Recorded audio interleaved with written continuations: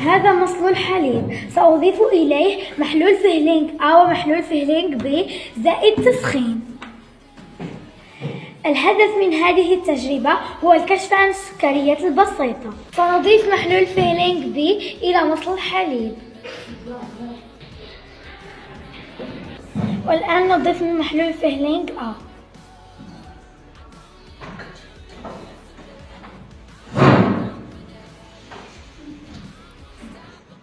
أعرضه للتسخين.